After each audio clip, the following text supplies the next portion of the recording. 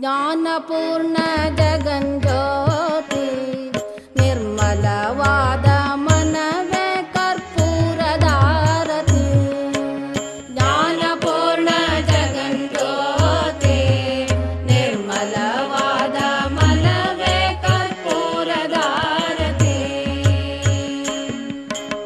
ಅನುದಿನ ಗುರುವಿನೊಳನು ಗೂಡಿ ಭಕ್ತಿಯಲ್ಲಿ ಅನುದಿನ ಗುರುವಿನೊಳನು ಗೂಡಿ ಭಕ್ತಿಯಲ್ಲಿ ಜನನ ಮರಣ ರಹಿತ ಜಂಗಮಕ್ಕೆ ಬೆಳಗಿರಿ. ಜ್ಞಾನಪೂರ್ಣ ಜಗಜ್ಯೋತಿ ನಿರ್ಮಲವಾದ ಮನವೇ ಕರ್ಪೂರದಾರತಿ.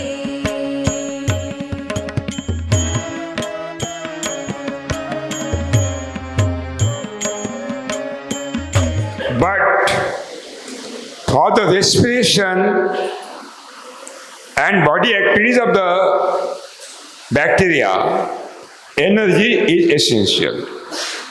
ಅವುಗಳು ಉಸಿರಾಟಕ್ಕೆ ಮತ್ತು ಈ ಗುಣ ಆಗೋದಕ್ಕೆ ಹೆಚ್ಚಾಗೋದಕ್ಕೆ ಏನಾಗುತ್ತೆ, ಗುಣ ಹೆಚ್ಚಾಗೋದಕ್ಕೆ ಅದಕ್ಕೆ ಸಿ ಬೇಕಾಗುತ್ತೆ ಮತ್ತು ಅದೇ ರೀತಿ ಶಕ್ತಿ ಬೇಕಾಗುತ್ತೆ ಉಸಿರಾಟಕ್ಕೆ ಮತ್ತು ದ್ವಿಗುಣ ಆಗೋಕ್ಕೆ.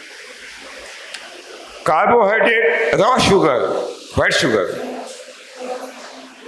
is having energy.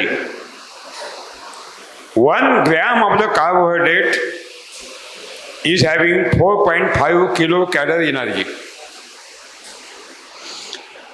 In protein, 1 kg of protein, 1 gram of the protein, 4.5 kilocalorie energy.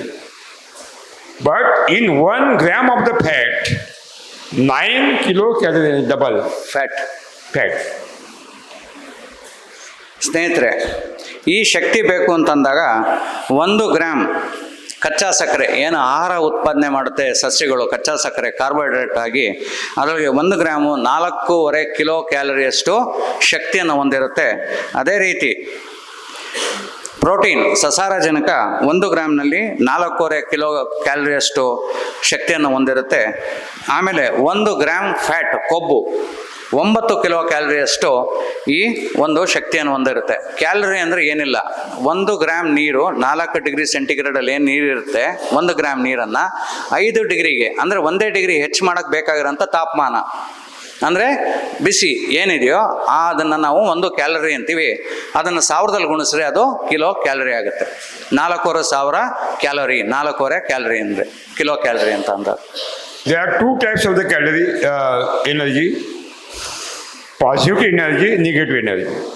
2 ಥರ ಶಕ್ತಿ, ಒಂದು ಪಾಸಿಟಿವು, ಒಂದು ನಮ್ಮ ಹಿಂದೆ ಹೇಳ್ಕೊಂಡು ಹೋಗೋದು negative. Fat is having the negative energy. ಕೊಬ್ಬಲ್ಲಿ ನೆಗೆಟಿವ್ ಅಂದರೆ ಋಣಾತ್ಮಕ ಶಕ್ತಿ ಇದೆ. Become responsible for obesity.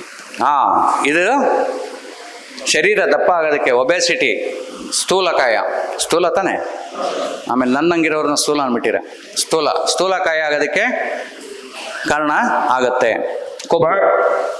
But protein is having the creative positive energy. Protein ಅಥವಾ ಸಸಾರಜನಕ ಅತಿ ಉತ್ಕೃಷ್ಟವಾದ ಗುಣಾತ್ಮಕ ಶಕ್ತಿಯನ್ನು ಹೊಂದಿರುತ್ತೆ. And proteins are existed in the pulses in maximum quantity. ಈ ಕಾಳುಗಳಲ್ಲಿ ಅತಿ ಹೆಚ್ಚು ನಮಗೆ ಈ ಏನು ಶಕ್ತಿ ಇರುತ್ತೆ.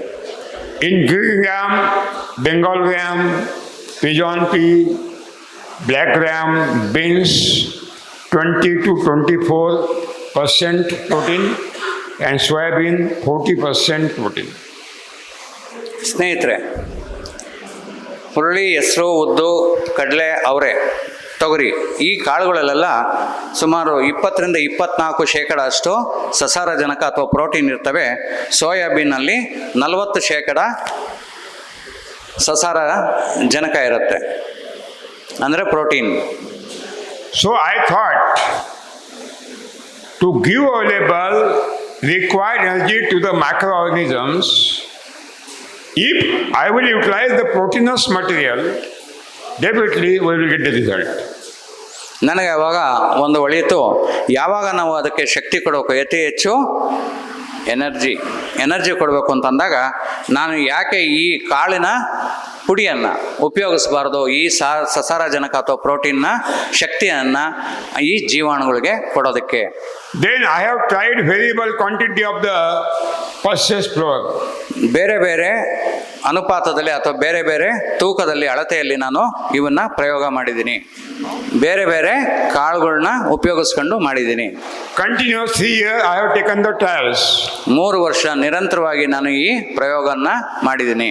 At last I found that ಕೊನೆಗೆ ನನಗೆ ಗೊತ್ತಾಗಿದ್ದು only 1 kg pulses flour is required. ನಾನು ಕಂಡ್ಕೊಂಡಿದ್ದೇನು ಅಂದರೆ ಕೇವಲ 1 kg ಕಾಳಿನ ಹಿಟ್ಟು. ಯಾವ ಕಾಳು ಮುಂದಕ್ಕೆ ಅದು ಬರುತ್ತೆ, ಕಾಳಿನ ಹಿಟ್ಟು, ಇವಾಗೆಲ್ಲ ಹೇಳಿದ ಕಾಳುಗಳು. Not 2 kg, not 3 kg, only 1 kg. 2 kg ಅಲ್ಲ, 3 kg ಅಲ್ಲ, ಕೇವಲ 1 kg ಮಾತ್ರ.